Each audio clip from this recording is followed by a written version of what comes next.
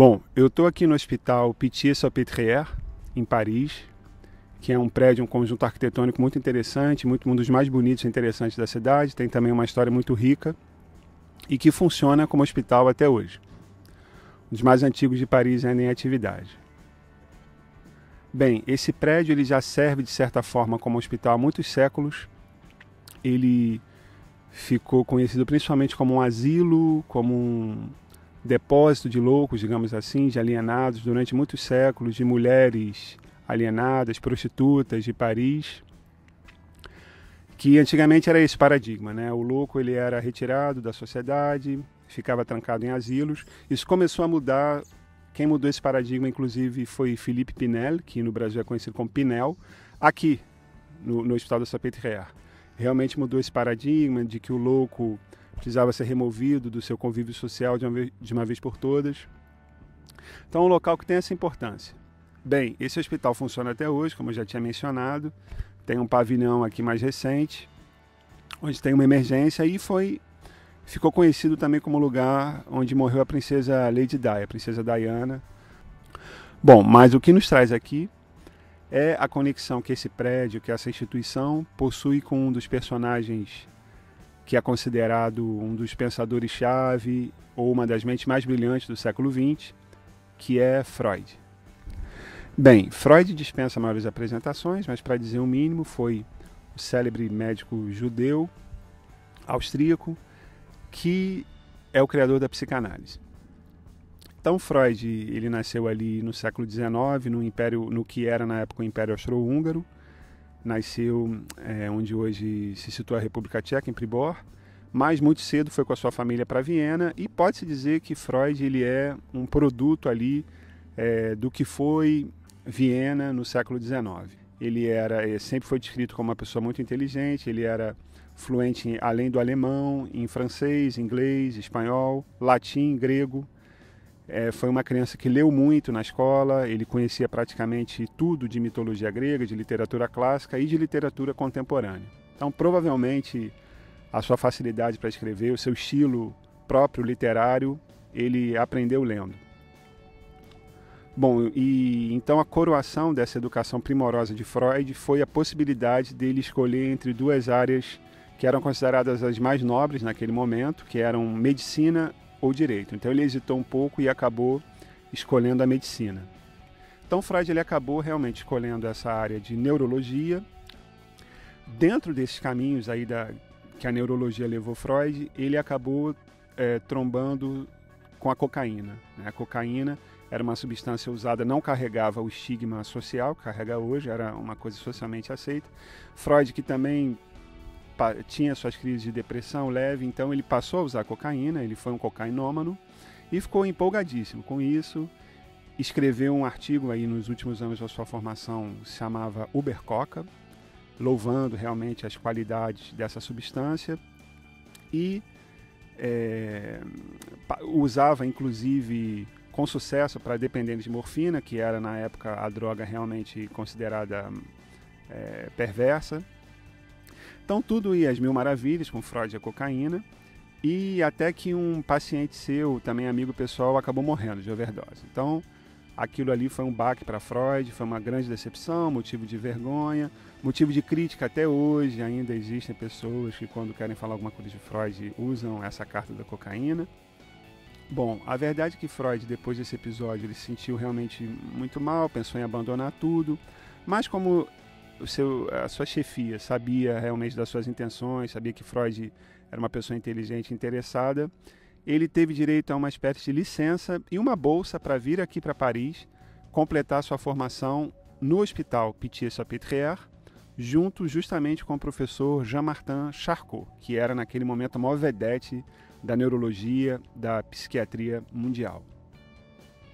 Bem, então Freud chegou aqui a Paris em outubro de 1885 e se instalou nesse edifício aqui atrás de mim. Ele ficou apenas 5 semanas nesse endereço e durante esse período ele se sentiu um pouco depressivo, estranhou bastante a cidade, principalmente a frieza das pessoas, a pouca receptividade do parisiense. E é bom lembrar que ali no final do século XIX Paris já era uma metrópole, uma das maiores do mundo, portanto bastante desumanizada. principalmente quando comparado a Viena, que era uma cidade menor, mais aristocrática. Então Freud decide, no final do ano, 5 semanas após ter chegado a Paris, passar os feriados de fim de ano de dezembro em Viena. Bom, então, após o final das festas de fim de ano em Viena, Freud retorna para Paris, onde se instala nesse imóvel atrás de mim, onde hoje, por acaso, funciona um hotel que se chama Brasil, bem próximo aqui do Palácio Jardim de Luxemburgo, um dos lugares mais agradáveis de Paris até hoje. E aqui ele permanece até o final da sua temporada parisiense, que se tornou mais agradável. Ele passou a descobrir a vida cultural da cidade, a Catedral de Notre-Dame, o Palácio do Louvre, ao museu, e principalmente por causa da sua experiência acadêmica, junto com o professor Charcot no Hospital da Salpêtrière.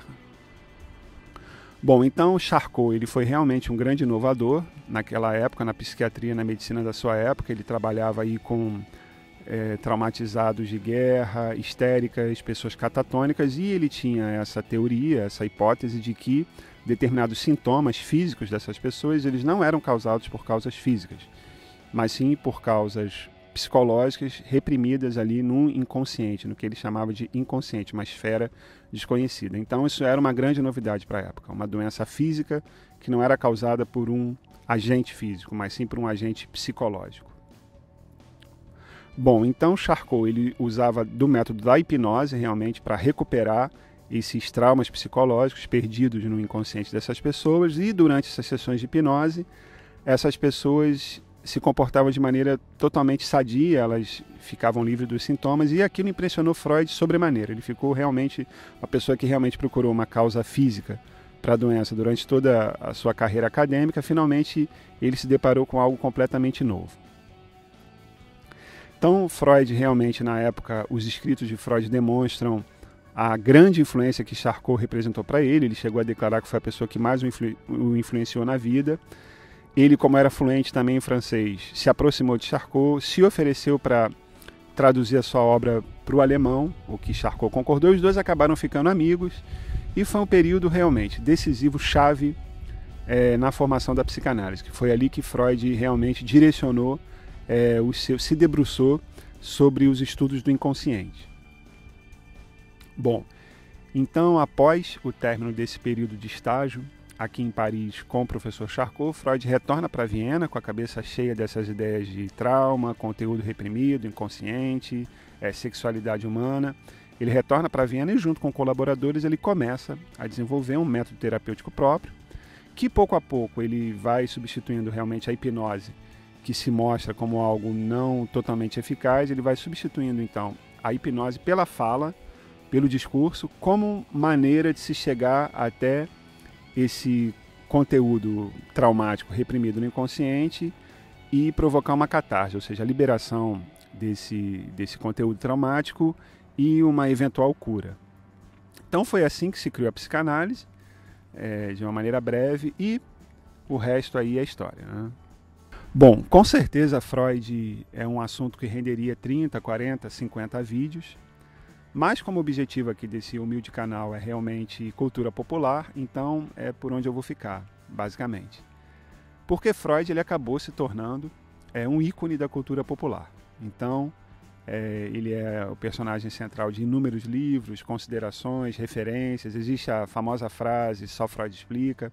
Qualquer pessoa, qualquer adulto culto no mundo conhece os conceitos do inconsciente, usa a palavra, às vezes subconsciente, para falar do mesmo fenômeno. Aliás, Freud detestava essa palavra, subconsciente, porque ele achava que hierarquizava, era algo menor, mas enfim, todo mundo conhece, se arrisca a interpretar sonhos, conhece a palavra complexo, etc. Então ele se tornou realmente, a sua obra se infiltrou realmente no inconsciente coletivo. E como personagem, Freud também, ele entrou dentro do imaginário popular, como personagem de cinema. Existe o célebre filme Freud Além da Alma, filme de John Huston com Montgomery Clift, que é um filme excelente, muito bom como cinema, mas também como maneira de vulgarizar um pouco da história da criação da psicanálise, de todo o processo, da recepção. Um filme muito interessante. Mas existem outros. Mais recentemente tem o filme do Cronenberg, que é um método perigoso, que é mais ali Jung, Freud. Dentro do cinema, sempre a psicanálise ela acabou sendo uma espécie de irmã gêmea do cinema, então quando ela não aparece explicitamente num filme, eu poderia especular aí que pelo menos metade dos roteiros de cinema de Hollywood, do cinema em geral, possuem um conteúdo descaradamente psicanalítico. Bem, então pode-se dizer, de certa forma, que a psicanálise ela acabou se tornando vítima do seu próprio sucesso, de certa forma. Então ela caiu ali naquela máxima que diz que quando uma teoria ela se banaliza tanto ao ponto de se tornar um fenômeno popular, ela acaba perdendo um pouco da sua credibilidade. Foi justamente o que aconteceu com a psicanálise. Então Freud, desde os primeiros dias, das suas primeiras publicações, ele sempre foi vítima de ataques severos. Então, quanto ele foi ridicularizado pelas suas ideias em relação à sexualidade infantil, ele foi acusado de forjar dados, ele foi acusado de não trabalhar dentro do rigor científico de coleta e processamento de dados, ele foi acusado de ser controlador, ele foi acusado de ser tirânico, enfim, desde os primeiros dias lá em Viena, que seu trabalho veio à tona, até recentemente. Bom, mas a verdade é que se alguém se aproximar da psicanálise sem encará-la como um dogma, como uma verdade suprema, como uma ortodoxia, como uma ciência fechada, mas sim como uma disciplina, como um conjunto de teorias, de hipóteses que procuram explicar um pouco do comportamento humano, com certeza vai se deparar realmente com algo fascinante, extraordinário, e vai ter um grande ganho de capital cultural, com certeza. Por isso, a psicanálise ela se tornou uma ferramenta teórica que é indispensável, não apenas para quem estuda ou para quem se interessa por psicologia, psiquiatria, medicina em geral, mas também por quem estuda o campo das ciências humanas, sociologia, antropologia, artes, cinema, história, enfim. A psicanálise é uma ferramenta teórica indispensável dentro do conhecimento humano desde Freud.